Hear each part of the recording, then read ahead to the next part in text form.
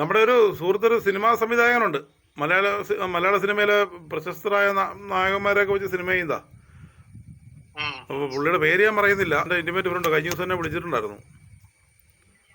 അപ്പം ഈ കഥകളൊരു പുസ്തകമാക്കിയതിന് ശേഷം നമ്മുടെ ആദ്യത്തെ കഥയില്ലേ, നർമ്മദ ചിരിക്കാറില്ല, ഒളിച്ചോട്ടം, ഇതിലെല്ലാം കൂടെ ഒരു ഒറ്റ കോപ്പി ആക്കിയിട്ട്, ഒറ്റ കഥയാക്കിയിട്ട് ഇത് ഇത് ഒരു വയനാട്ടിൽ പോയി അതെ അതെ രണ്ടു മൂന്ന് ചെറുകഥകളുണ്ട്, അതൊക്കെ ചേർത്ത് എല്ലാം കൂടെ ഒറ്റ ബുക്കാക്കും. ഒരു ഒളിച്ചോട്ടം എന്ന് പറഞ്ഞ ഒറ്റ ബുക്ക്. കാരണം അത് മുഴുവൻ തുടർച്ചയായിട്ടുള്ള അനുഭവങ്ങളാണ്. സിനിമ മലബാറിന്റെ താഴ്വാരങ്ങളായിരിക്കും കുറച്ചുകൂടെ ആദ്യം ചെയ്യാൻ എളുപ്പം. അധികം മിനുക്കുമണി വേണ്ടി വരികയില്ല. കാരണം അത് ഓൾമോസ്റ്റ് കംപ്ലീറ്റ് ആണ്, പൂർണ്ണമാണ് ആ ബുക്ക്. കഥകള് എല്ലാം ഒന്നും കൂട്ടിച്ചേർക്കേണ്ട ആവശ്യമില്ല. അപ്പം ഞങ്ങളോട് സംസാരിച്ചതിനും പ്രേക്ഷകർക്ക് ഒന്ന് മുഖം കാണിക്കാൻ വേണ്ടി ഒരു മനസ്സ് വെച്ചതിനൊക്കെ ഒരുപാട് നന്ദി. Thank you Aneesh. Okay, thank you. ഞാൻ ഫോണിനകത്ത് വാട്സപ്പിൽ കോൾ ചെയ്ത് നമ്മുടെ പരിമിതമായ സാങ്കേതിക സംവിധാനങ്ങളൊക്കെ വെച്ച് ഞങ്ങളുടെ ചെറിയ സ്റ്റുഡിയോയിലിരുന്ന് ഞങ്ങളുടെ സ്റ്റുഡിയോയിൽ, കാരണം ഇതൊന്നും നമുക്ക് പ്രത്യേകിച്ച് വലിയ സാമ്പത്തികം മുടക്കിയിട്ടൊന്നും ഇതിനുവേണ്ടി ഇറങ്ങാൻ പറ്റത്തില്ല. വലിയ സാമ്പത്തിക ചെലവ് വലിയ ഓഫീസൊക്കെ ഉണ്ടാക്കി. അത്യാവശ്യം നിങ്ങളോടൊക്കെ എന്തെങ്കിലും സംസാരിക്കാനുണ്ട്, അതിനുവേണ്ടി എവിടെയെങ്കിലും സ്വസ്ഥമായിട്ട് ഇരിക്കാനൊരു സ്ഥലം കണ്ടെത്തി.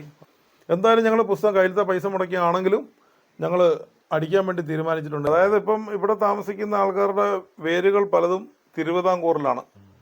പാല, ഏറ്റുമാനൂര്, കാഞ്ഞിരപ്പള്ളി, ചിലർ ഇടുക്കിയിലുണ്ട്.